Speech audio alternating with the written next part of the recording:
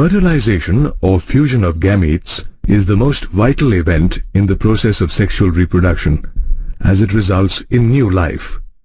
In humans, while the male gamete or sperm is motile, the female gamete or ovum is non-motile. Therefore, for fertilization to occur, the two gametes must be brought together. This is achieved through insemination, where the penis releases semen filled with thousands of sperms into the vagina. Interestingly, while half of the total sperms released carry the X chromosome, the other half contain the Y chromosome. These sperms then rapidly move through the cervix, pass through the uterus, and finally reach the ampullary isthmic junction of the fallopian tube. In the meantime, the ovum, after completing the first meiotic division, gets released into the fallopian tube with the rupture of the Graafian follicle. Upon its release, the ovum begins to undergo the second meiotic division. However, the division does not go beyond the first phase. Interestingly, the ovum contains only the X chromosome. Studies have shown that the ovum is filled with cytoplasm called the yolk or vitellus, surrounded by a membrane called the vitelline membrane.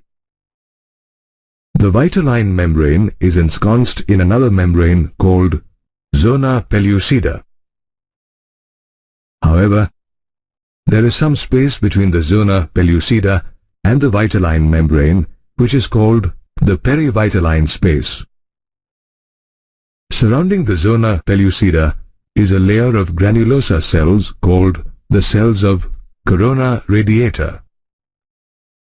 The ovum present in the fallopian tube now starts drifting towards the uterus. Once it reaches the ampullary isthmic junction, the ovum gets bombarded by several thousand sperms. However, only one sperm penetrates the zona pellucida and initiates the fertilization process. Moreover, this penetrating sperm induces the zona pellucida to stiffen, which prevents other sperms from entering the ovum. After gaining entry through the zona pellucida, the acrosome present over the sperm's nucleus starts secreting enzymes that aids the sperm head to get through the ovum's cytoplasm while the sperm sheds its tail. The fertilized egg now resumes the remaining phases of the second meiotic division. However, this division, being unequal, results in the formation of two unequal bodies, a haploid ovum called ootid and a second polar body.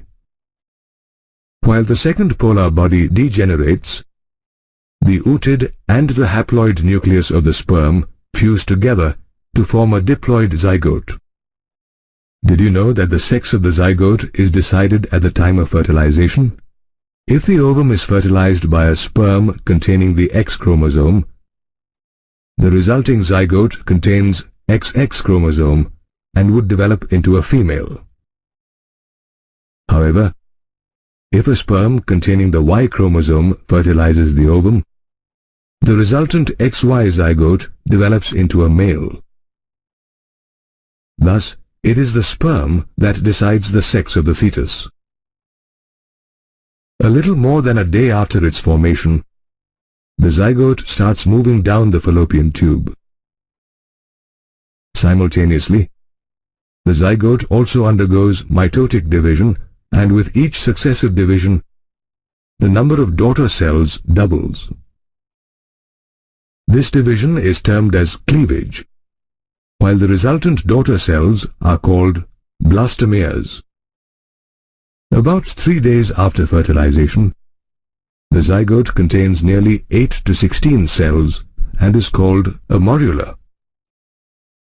Over a period of 2 days, the morula descends down into the uterus and transforms itself into a blastocyst, a hollow ball composed of about 100 blastomeres, which are arranged in 2 layers.